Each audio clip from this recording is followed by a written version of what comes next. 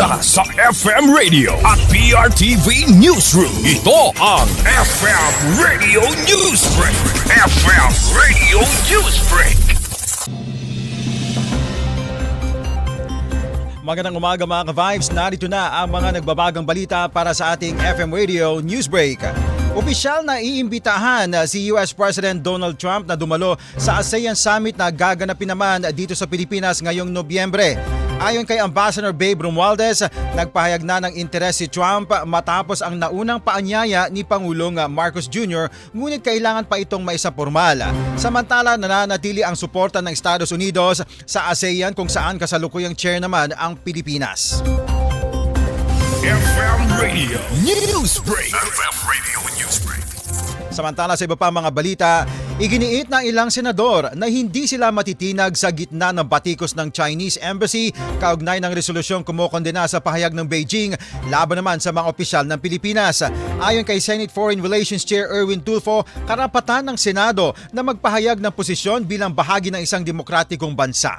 Habang iniiwan naman niya sa Department of Foreign Affairs ang formal na hakbang diplomatiko. Samantala, sinabi ni Senators Risa Ontiveros at Kiko Pangilinan na lihitimo ang resolusyon at dapat igalang. Kasabay ng panawagan naman sa DFA na ipagtanggol ang dignidad at soberanya naman ng bansa.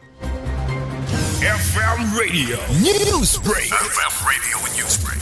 At sa ating panghuling balita, pinangunahan ng National Commission of Senior Citizens o NCSC ang pamamahagi ng tig 100,000 pesos na cash gift sa 4 na Aita Centenarian sa Tarlac, alinsunod sa Centenarians Act of 2016. Sa seremonya dinaluhan ng mga pamilya ng mga benepisyaryo, nagpahayag ng pasasalamat ang mga tumanggap ng ayuda. Ayon sa NCSC, mahigit 2.8 billion pesos na o 76% ng pondo ang naipamahagi hanggang katapusan naman ng taong 2025. Upang mapabilis at maging mas transparent ang proseso, plano ng komisyon na idaan sa mga bangko ang susunod namang pamamahagi ng mga cash gifts. FM Radio Newsbreak. FM Radio Newsbreak. At yan mga ka-Vibes, ang buong kalipunan ng ating pagbabalita para sa ating FM Radio Newsbreak. Ako po si Cherubim Ganaden. Magandang umaga. Inyong narinig ang FM Radio Newsbreak dito sa FM Radio, Favorite Music Radio.